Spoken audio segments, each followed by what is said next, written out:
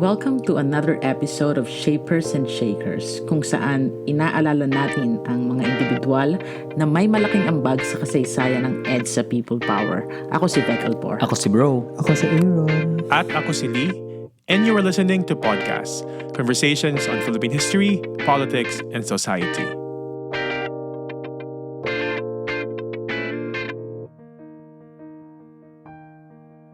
Bakit yung music natin parang callback? Pabalik tayo sa 2022. Anong meron? Nakita ko lang yan sa YouTube. Piano cover ng Rosas ni J.M. Icardo. Ang galing no? Kasi 2 years ago na, pero parang hindi pa rin tayo umusad. Sana kaya yung 20 pesos na bigas o yung pinaka natatanging platform ng kabila na Unity? Oy, pero syempre, ang episode na to ay hindi para matahin ang mga nagkamali noong 2022 elections. Instead, our goal is to highlight how forms of art, which for this episode, music and film, transcend into politics and shape the people's sentiments, leading to and after the EDSA People Power. Pero I like this background music I remember nga na 2 years ago, this song, Rosas by Nika Del Rosario and Gab Pangilinan served as a rallying cry for Filipinos who wanted to reform a political system filled with injustice and nepotism. And if our listeners are wondering, meron ba nito dati? Yung parang song that could define a certain movement. No? Meron din nung People Power Revolution. Yung kantang Handog ng Pilipino sa Mundo, written by Jim Paredes in 1986, na sineselebrate yung totoong kahulugan ng People Power Revolution with words like peaceful change, truth, freedom, justice, at iba pa. Na ang intent talaga ay, at that time, ay tapusin, wakasan yung brutal dictatorship ni Ferdinand Marcos. Fast forward today, may 2023 modern arrangement ang song na yan, with veteran and millennial artists showing how the spirit of EDSA continues. Totoo, no? Kaya nga sabi nila, di ba, all art is political. Artists remain influential in today's generation as they continue expressing their art, political views, and promote social change, no? So sa part naman ng audience, forms of art both inspire them and challenge their preconceived and long-held beliefs na mahalaga para sa tunay at totoong pagbabago. Agree. Kaya dito sa podcast, we understand how important art is in society. In previous episodes, we covered the lives of influential figures in politics, economy, and religion. This time around, we highlight the life and contributions of the creme de la creme of Philippine cinema and theater, Direct Lino Brocka. Simulan natin yan sa ating pagbabalik.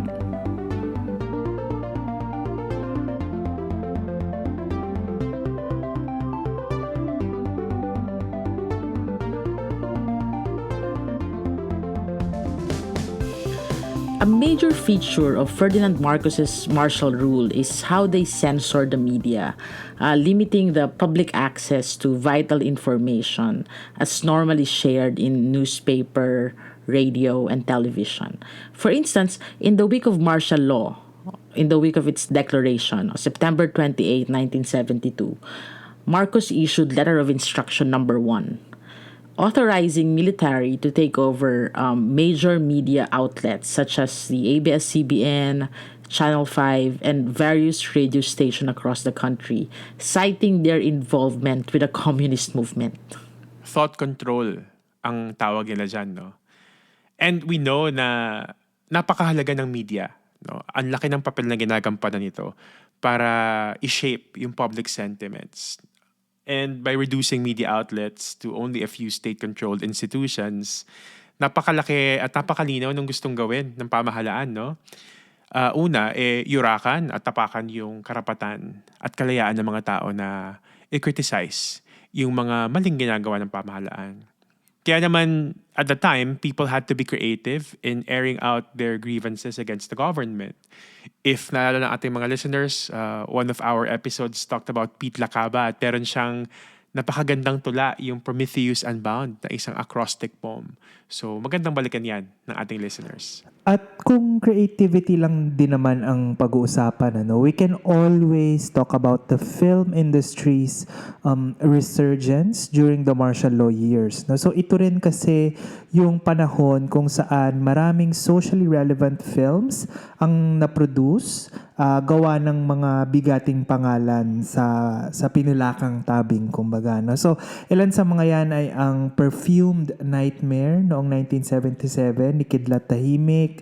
We have Manila by Night noong 1980 at Himala noong 1982 ni Ishmael Bernal at Kisap Mata noong 1981 and Batch 81 noong 1982 ni Mike De Leon. No? So, kaiba sa mga international films noong panahon na yon na usually driven by profit and commercial goals, these masterpieces incorporated social commentary with mainstream elements, no, na pumatok, no, kahit sa publiko. No? So, madalas pa nga itong tawaging the second golden age of Philippine cinema. Pero sa likod ng tagumpay ng mga pelikula na yan, ay yung kaliwat ka ng pandarakip sa mga artista ng bayan. Ayon nga kay Ricky Lee na naging isa sa mga political prisoners noong panahon ng diktatorya, higit na lumakas ang kanilang kagustuhang magsalita at magkwento dahil sa lakas ng opresyon. At doon daw talaga lumalabas yung totoo at magandang kwento. Speaking of great films, siguradong kilala ng lahat si Direk Lino Brocka, which to many is the greatest film and stage director the country has ever produced. Unang nakilala si Direk Lino in 1970s through the film Wanted Perfect Mother, which he wrote and directed. The film won the Best Screenplay Award at the Manila Film Festival. Matapos niyan, sunod-sunod na yung parangal na iginawad kay Direk Lino, praising him for his realistic portrayal of social issues, especially in times of oppression. So, sino nga ba si Lino Brocka? So, ang kanyang buong pangalan ay Catalino Lino Ortiz Brocka at ipinanganak siya noong April 7, 1939 sa Pilar, Sorsogon. Last Sunday, yung kanyang birthday, 85th birth anniversary. At maaga siyang namulat sa hirap ng buhay. Matapos mapaslang ang kanyang ama, namasukan siya bilang boy sa kanyang tiyahin sa San Jose, Nueva Ecija. Pero kapalit naman nun ay bulto-bultong insulto raw at pang-aabuso ang inabot niya. Kaya napilitan siyang lumipat sa kanyang lola. At an early age, itong si Brocka already showed interest in film kasi mahilig daw siyang manood ng Hollywood movies kahit na paulit-ulit pa daw niyang panoorin yung mga to. Talagang sobrang saya niya at sobrang entertained siya. He also read poetry in front of his admiring family members. And at some point, na-award siya sa school na parang best orator at naging leader pa daw siya ng theater group ng kanyang probinsya. Alright, no, so he majored in English literature in UP. Unfortunately, nawalan siya ng scholarship during his freshman year, forcing him to work as a clerk and assistant stage director. No? So when he left the university, he went to do missionary work for the Mormons in Hawaii by staging plays and shows for tourists. No? So he later enrolled for one semester in the Mormon Church College of Hawaii and worked as a laborer to pay his tuition. No? So, with barely $50 in his pocket, no? So he moved to the mainland and worked as a busboy in San Francisco. Pero he later moved back to the Philippines due to homesickness and doon na ulit siya nagtrabaho, no? So parang pelikula rin yung buhay niya, no? Marami siyang pinagdaanan and that speaks volume about his wisdom about life. Sa Pinas, he later joined Philippine Education Theater Association o PETA, where he wrote scripts and led theater exercises until he became a director. At sa mga sumunod na taon, magiging mahalagang parte naman siya sa pagmulat ng kaisipan ng marami. Suriin natin yan sa ating pagbabalik.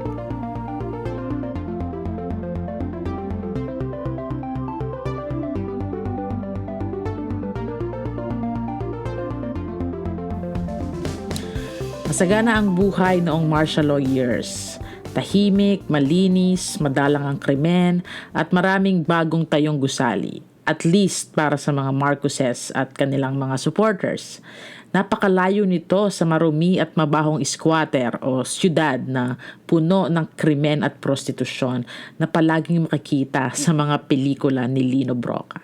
Sa mga pelikula ni Lino Brocka, ang syudad or ang Maynila ay isang mapait at mapanganib na lugar, punong-puno ng kahirapan, ng korupsyon, at exploitation, dulot na rin ng batas militar, ng diktadurya at ng militar. No? Ito yung tunay na lipunan sa panahon ng martial law. Take for example yung kanyang pelikulang Maynila sa Mga Kuko ng Liwanag noong 1975. No? It tells the story of Julio Madiaga na ginampanan ni Bembol Rocco, na isang humble fisherman sa isang idyllic na probinsya, no? At iniwan siya ng kanyang love interest na si Ligaya Paraiso, no? Kasi si Ligaya ay napangakuan ng education at opportunity sa Maynila, no? So itong si Julio, he embarks on a journey from his provincial life to the sprawling metropolis of Manila.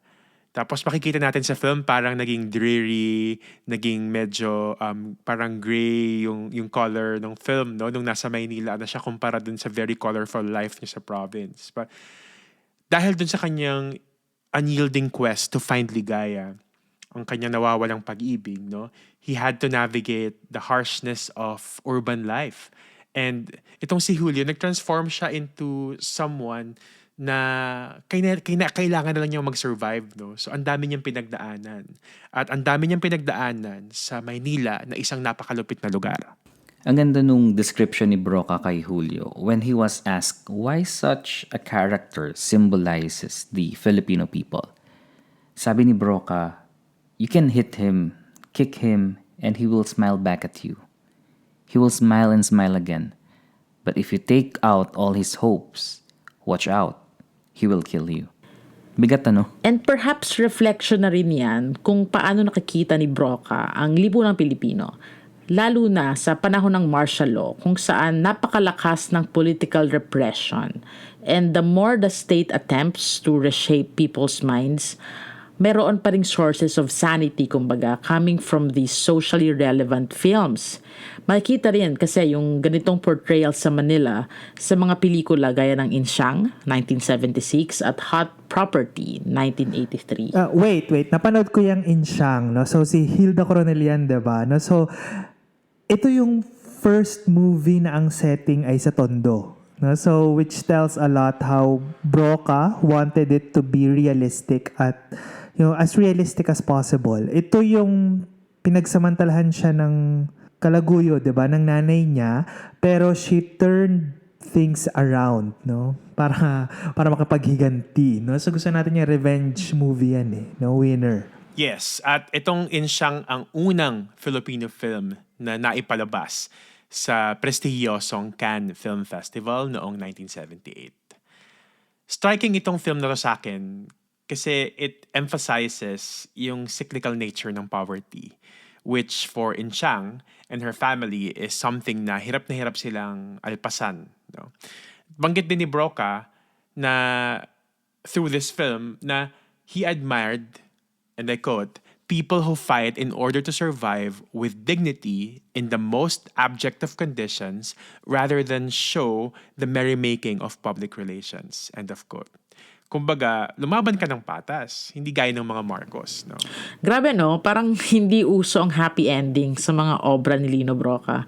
Pero what works is that while the viewers are drawn to the disturbing conclusions, the audiences are also brought to question their place in society. Talagang mapapaisip ka since Brocka was skilled in referencing actual events to engage the public, such as a strike at a small factory and a robbery hostage case as basis for Bayan Ko, Kapit sa Patalim na inilabas noong 1985, and even portraying influential personalities like Imelda Marcos sa Gumapang Kasalusak noong 1990 naman inilabas. Since madali for the public to connect Higit na madali yung makapag-inject ng socially relevant meanings to make them reflect on what happens in reality. Nabanggit kanina na ang buhay ni Brocka ay parang pelikula. And that is partly true kasi yung mga kwento, halimbawa ng Tinimbang Ka Ngunit Kulang in 1974, would symbolize Brocka's childhood. Tahan na Empoy in 1977 recalls his turbulent childhood as well. And Inay in 1977 was based on his own life. Ayon na rin sa mga artista na nakatrabaho niya. Speaking of Tinimbang Ka, no, so alam niyo ba na madaming mga film critics yung nagko-consider dito na one of the most important films in Philippine cinema.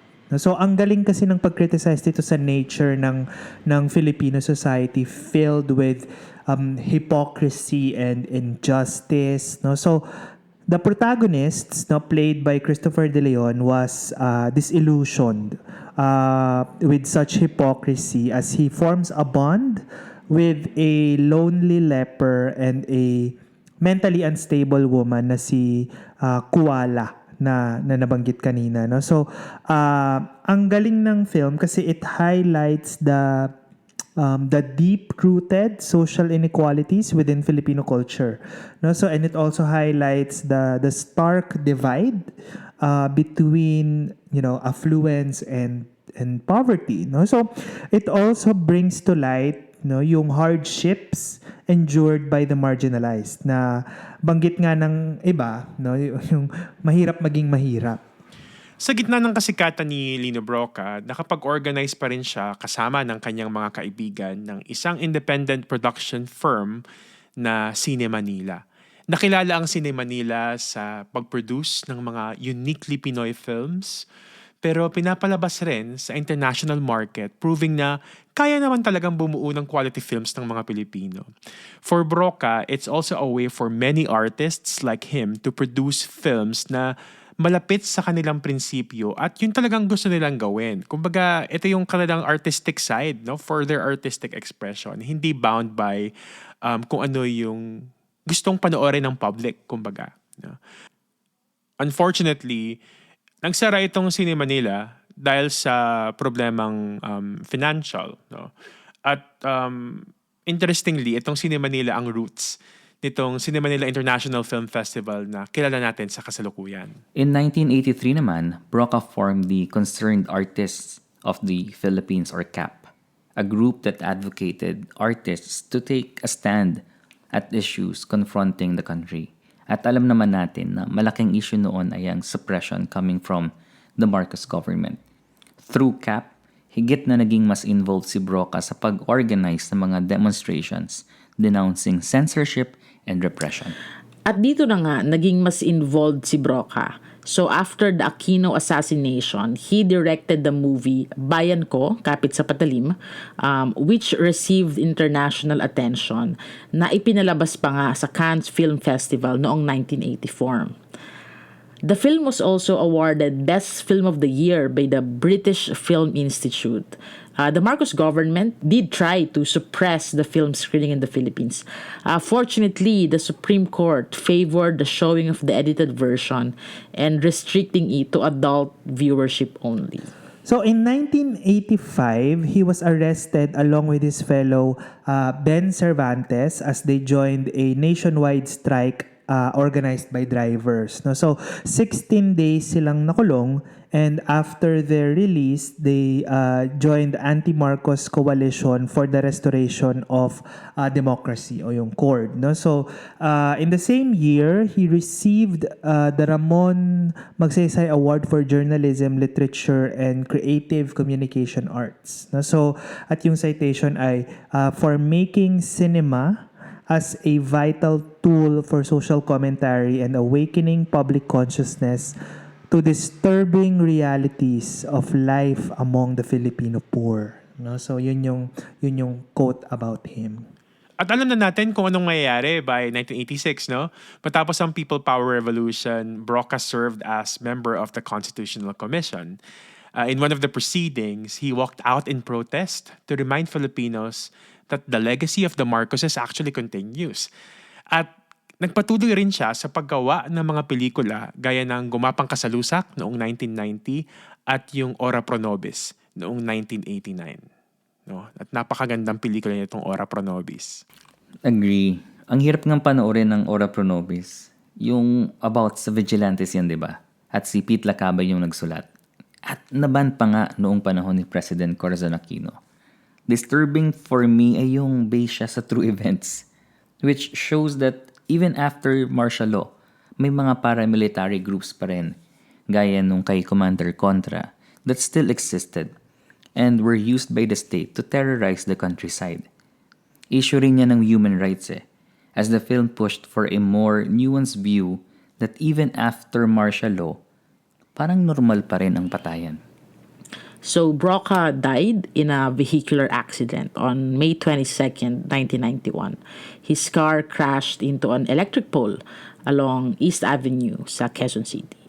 To honor his legacy, in 1997, Lino Brocka was posthumously named National Artist for Film, cementing his legacy to the Philippine cinema and theater. Ilang awards rin ang ipinangalan sa kanya, showing his continued influence to young and upcoming filmmakers in the country. In total, Lino Brocka produced 66 quality films that, makes people think, makes people analyze the ills of society. Marami pa siyang ibang mga pelikula na hindi pa natin nababanggit, gaya ng Inaka ng Anak Mo noong 1979, Bona noong 1980, Cain at Abel noong 1982, Maging Akin Ka Lamang noong 1987, at marami pang iba. Kung gusto nyo pala mapanood ng libre ang ilan sa mga pelikulang nababanggit natin, actually available sila online through archive.org. So i-check out nyo yan. And that's it for this episode. Balikan pa natin ang ilang mga piling personalidad at grupo na impluensyal sa pagbuo ng kasalukuyang forma ng pamahalaan at lipunang Pilipino sa mga susunod na linggo. Thank you very much for joining us in this episode. At patuloy ninyong suportahan ang podcast. Follow us in our social media pages, subscribe to our YouTube channel, Podcast TV, and share our episodes to your friends and family. Next week, magbabalik tayo for another episode. For now, maraming salamat sa pakinig, and as always, have a good day.